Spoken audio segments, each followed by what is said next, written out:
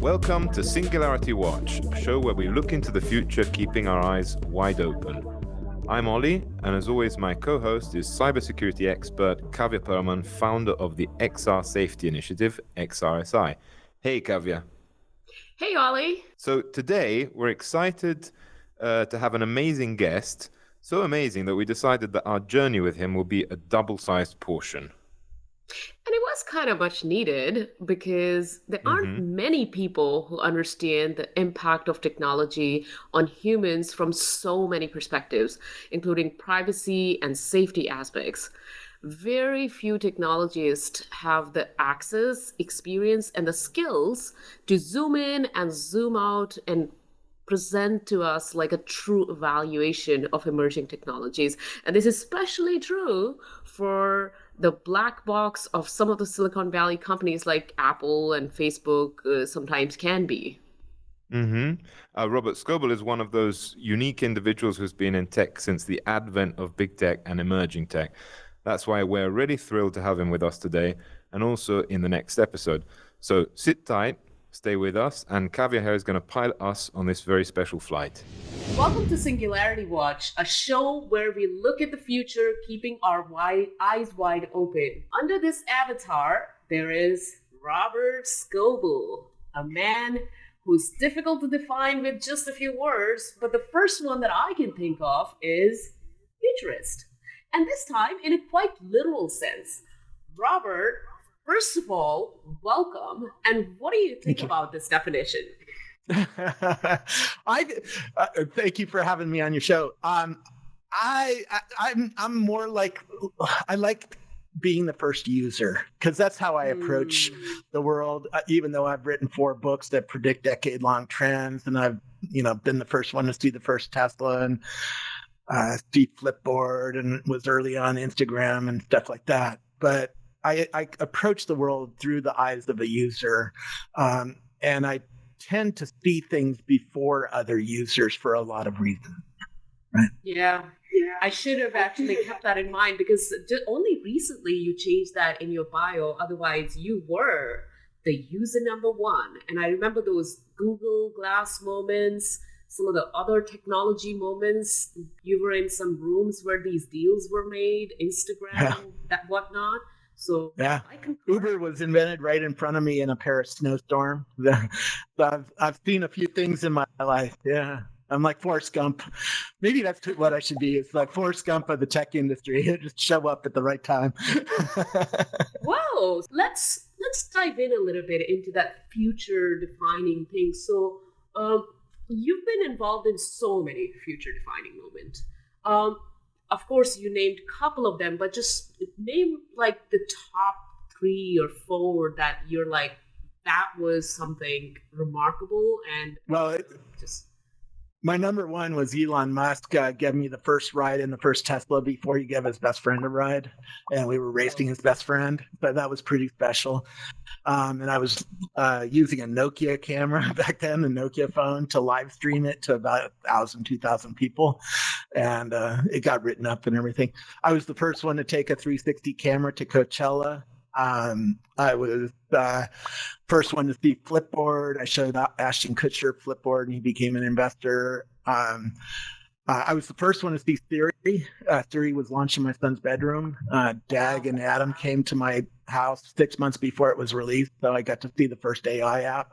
And now we should talk about that. I mean, it's remarkable. That was just about 10 years ago, and today a third of our M1 chip in the app in the Macintosh is neural network, right? And that's a technique that didn't exist before Siri. So it shows how fast the world can change and how much resource can be put behind a new technique when it starts rolling along, right? Exactly. It's like all these paradigm shifts happened right under your nose, and in fact you had the knowledge of and you were privy to some of this information before the world knew it. So what do you know about Apple? What's going on? Well, first of all, what do I know about Apple? Apple was my first company. I toured it when I was 13 years old in 1977, and my dad bought an Apple II and really early, and my school bought Apple IIs because I grew up in Cupertino, and I was in the first computer club at High Junior High in Cupertino, and they bought Apple IIs in 1977. So I've been around and got to watch Apple grow up from a little company, a little startup, to being the most profitable business in the world today. Nobody really knows Apple because they're able to leak so much stuff from so many different teams that it's hard to really know what the heck is going on there. And this isn't the first time. My brother-in-law worked on the iPhone, and my best friend worked on the iPhone early, and I was working at Microsoft 15 years ago, and they would tell me, "Oh, Steve Jobs is starting up the phone project again," and a couple months later, "Oh, Steve Jobs just killed the phone project." And so it was, and you hear these stories later on of why he killed it and why he got mad at the teams and why he said go back and work on this some more. And that's what makes it so hard to figure out what is actually happening in these companies and what they're actually trying to do and how they're different from Facebook, for instance. I've been fortunate. I've seen some of the strategy docs from Facebook about where they're going in the next 3, 4, 5 years. And so I know why why they're focusing so much on AR. And I know why Apple now is leaking, oh, we're doing VR and stuff like that. And we can talk about that. Totally. And before we dive into that, something that I want to ask you and capture this moment is a lot of the people, know about you, but there are that may not. So I want to start, maybe if you want to chart your career path, how you got started and how it's been. And I'm pretty sure you could probably write a whole book on this. And I'm pretty sure you have a couple of books already out, but I'm sure you should. I started by working in a camera store after high school, a consumer electronics store, more accurately, something like a Best Buy. But now it's not Best Buy. It was a little tiny family-owned store in Silicon Valley. And that's where I learned how people buy things. And that's another thing that I really understand is what is the buying behavior of people? And how does people's behavior change when new technology comes out? For instance, I was the first one to sell an autofocus SLR in Silicon Valley.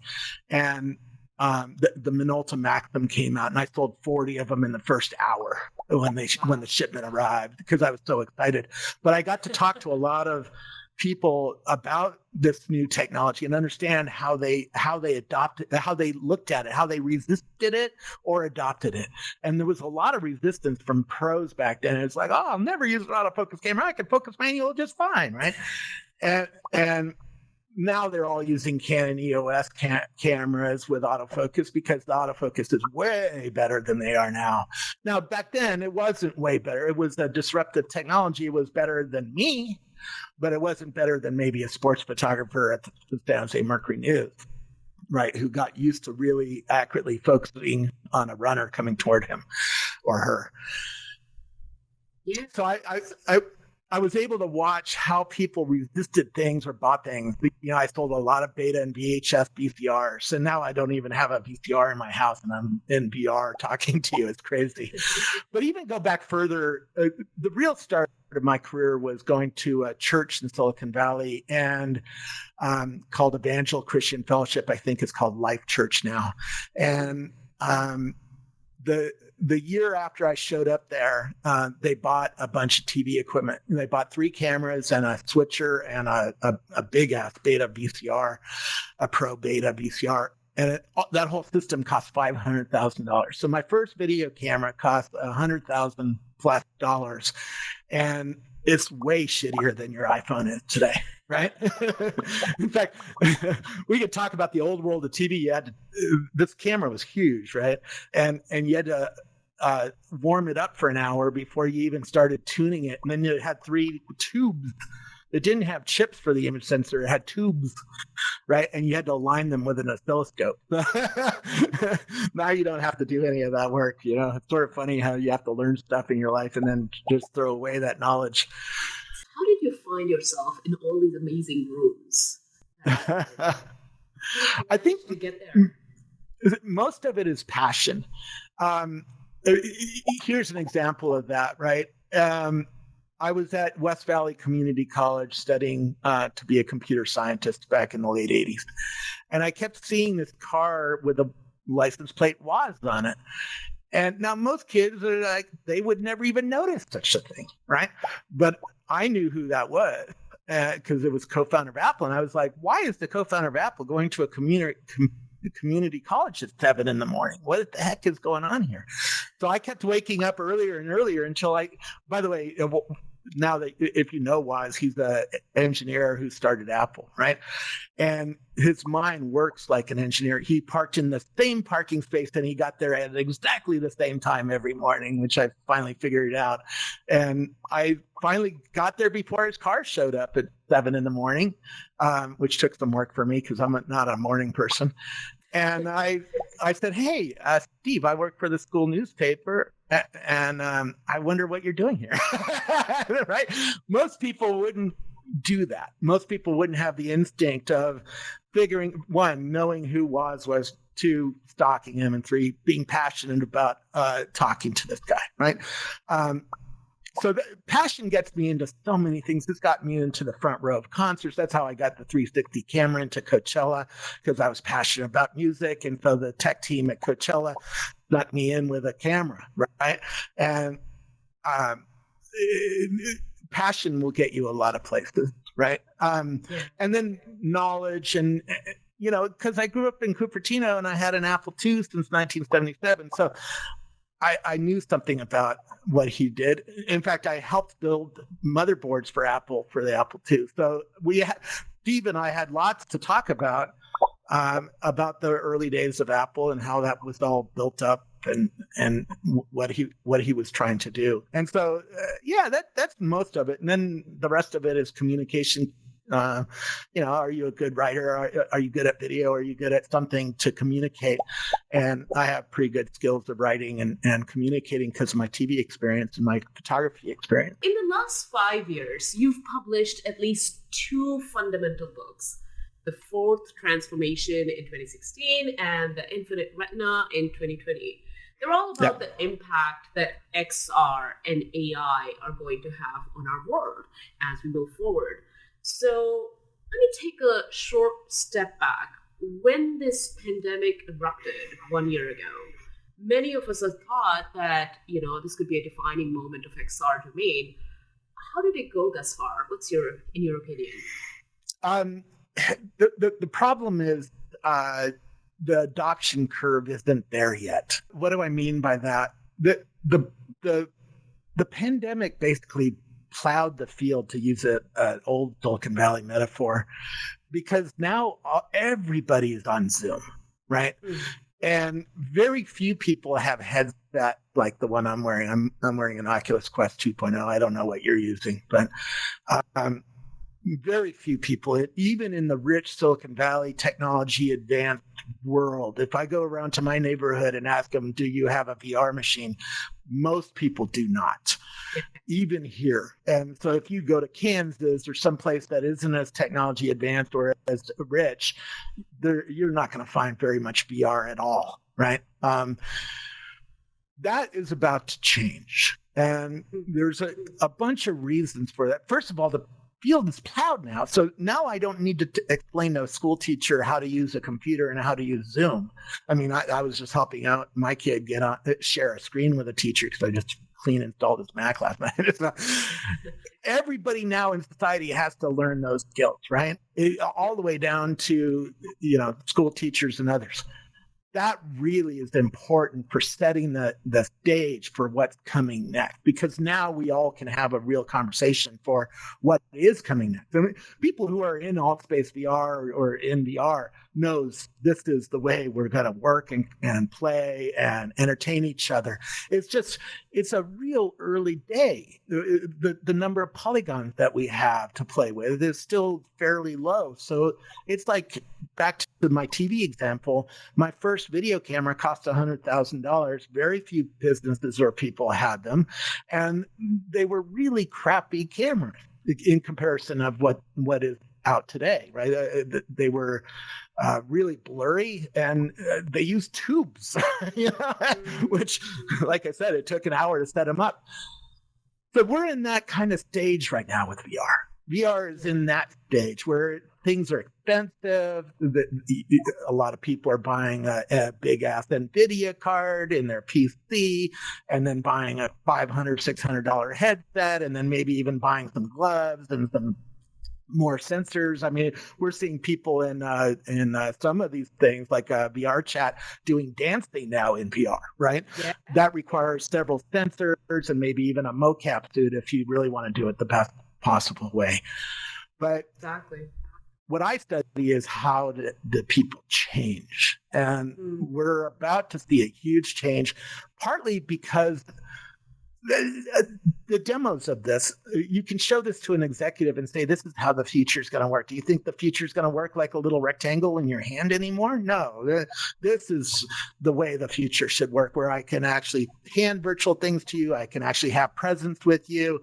I can, do things with you. I can be immersed in media. We can have big video screens or whatever, right? The world is virtual. We can do anything. We know this is how the world is going to work in the future. It's not even a discussion really about this versus rectangular screens. It's just right now I have to put a big ugly thing on my face to do this, and it costs $300, right? Yeah. And not everybody has $300, particularly right now, because a lot of people are laid off, right? The people who do, some of them buy it, but I was showing billionaires VR 5 years ago, and very few of them bought it. So it wasn't about the price.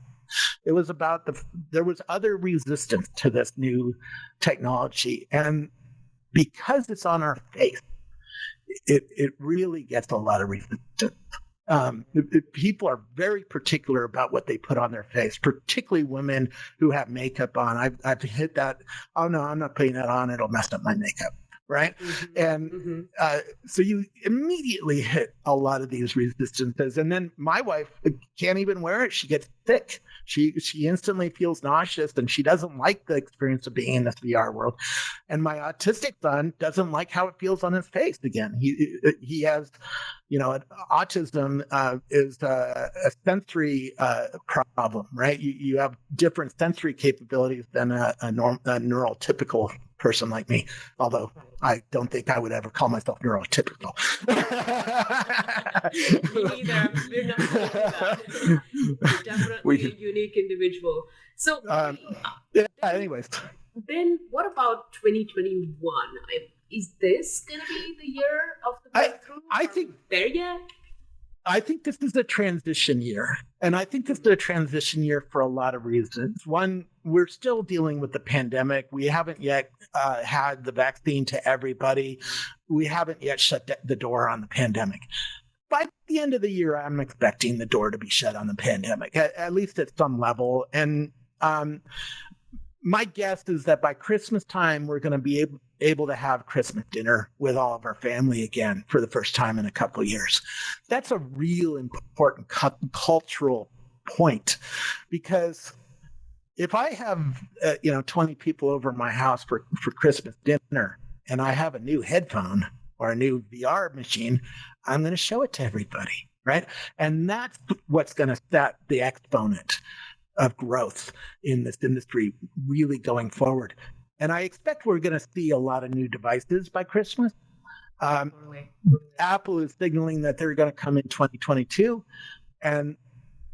but I'm thinking we're going to see it this year. I'm thinking they're going to release it next year, but they're going to show it to the developers this year. And so everybody's going to know what Apple's up to, I believe, by the end of the year. Yeah, and I would love that, because I'm dying to get some sort of inside knowledge on how they are thinking about privacy, how they are, doing all of the architecture. Because, just saying that, Apple's going to be a good guardian of our privacy, but, what is privacy in an era of constant reality capture, and how do you then redefine expectations and whatnot? So it's going to be an interesting thing. Apple is building what I call a privacy temple. So if you go to Jerusalem in Israel, like you have and I have, and you walk around the village where Paul the Baptist grew up, in the middle of the village, it was a big building called the temple. Right? It wasn't the church. It was owned by the church, which I didn't understand until I actually went to that village and saw, oh, there's a church up on the hill and there's the temple. What's the role of the temple? The temple was where you did all your grocery shopping, where you got your entertainment at night, where you got your education, where you interacted with the government even. You paid your taxes inside the temple, right?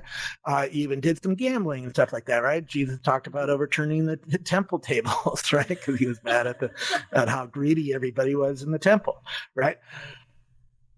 Apple is building that metaphorically, right? So inside, they're building a temple wall. We could call it a walled garden, right? A wall that keeps people from going in, and there's a security guard at the door, right? So if I'm a cop and I want to look at your information and see where you were yesterday because I think you murdered somebody or something like that, right? What do I actually get to see from Apple about you? Well, inside the temple, your location is definitely open to the cops because that's how a cell phone works. You can't hide it. You can't encrypt it. You can't not do it. Because if you want to turn on your phone and get on a cell tower, the cell tower needs to know where your phone is to work. That's how the system works. That's what cell means, right? It tracks where your phone is between cells, and it knows how to convert you from one cell to another, right? As you walk between cells. So we know if a cop wants to look at your private data about where you were yesterday, they can do that. And they can give a court order to Apple, and Apple has to turn that over to them, or AT&T or Verizon, right? All of that has that. Now, inside the temple, the floor is identity. Knowing who you are means you have access to the temple, right? And we see this with Apple. The first thing they want you to do is set up an ID, set up a password, and they really want you to put in a credit card, right, for Apple Pay, because Apple Pay is going to be a big part of their strategy. In 5 years, you're going to walk into a store with glasses on, and you're just going to take things off the store shelf and leave. My friend's working at Walmart building this, right? That requires you to have your email address, your Apple ID, and a credit card attached to it, right? Well, the glasses are going to have eye sensors. They can see the back of your retina. They can know if Kavi is wearing the glasses right now versus Robert's wearing the glasses, right? So if I put on your glasses, I'm not going to be able to see your data, right? I'm going to see my data, or I'm going to see the guest account data, right?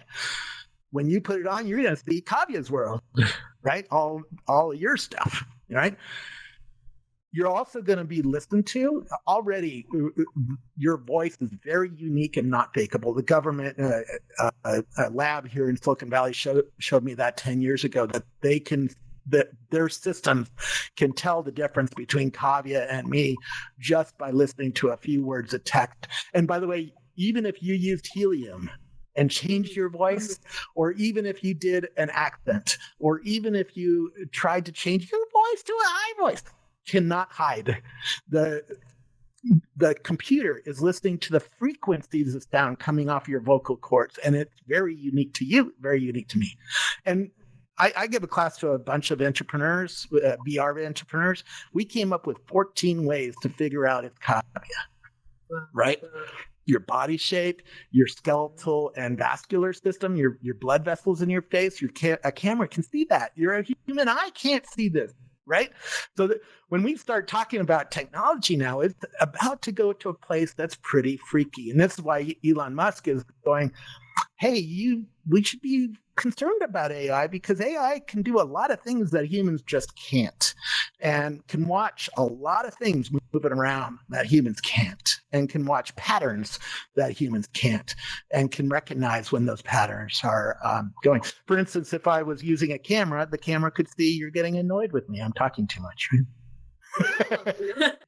Back to the privacy temple that Apple's building. Facebook is building one too.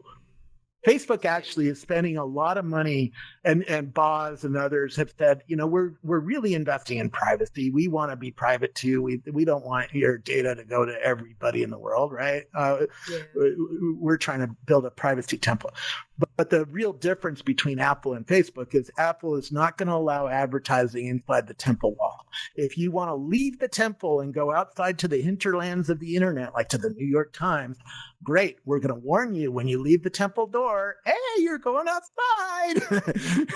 It's a rough world out there. They might steal your privacy and use it for something, right? Inside the temple, we're going to keep you safe. You're in the Apple world. And here's an example. On your Apple Watch, it watches your heart rate. The heart rate goes to Apple's cloud servers, and then it goes down to my phone. So I can see my heart rate on my phone, right? In the health service. Yep. That's inside the temple wall. It does not go outside the temple.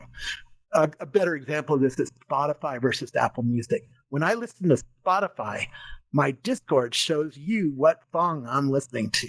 So there was an API call that shoved the song over to Discord. That's not allowable in Apple's privacy temple. Apple's privacy temple is Apple stuff stays with Apple so that we can watch it and protect it and keep consumers safe and not freaked out.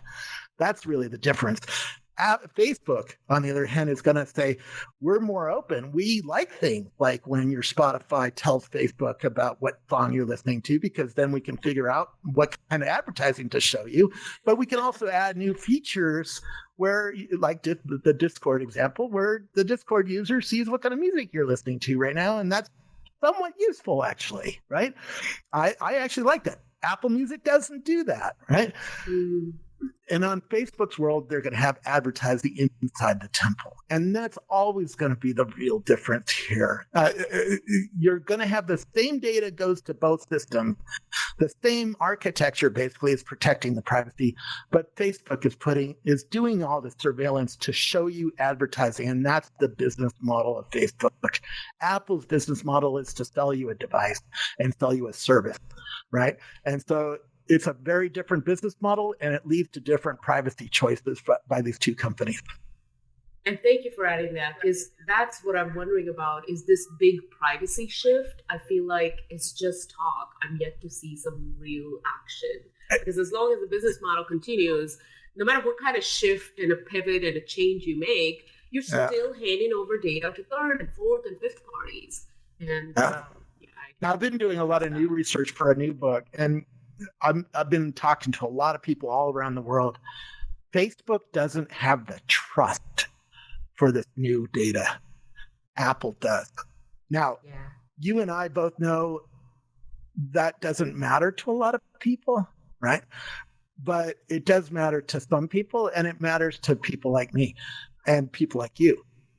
But the other problem is Facebook is putting basically $1,000 in every Oculus Quest box to subsidize the cost of this. Do you think an XR2 chipset costs $300? Hell no. Facebook is subsidizing the cost of the device, and that's part of Facebook's strategy. They are doing that from the beginning. They're subsidizing the cost of the device. Apple will not do that. And Apple is already leaking that their device is going to be $3,000. That's probably the real cost of these devices.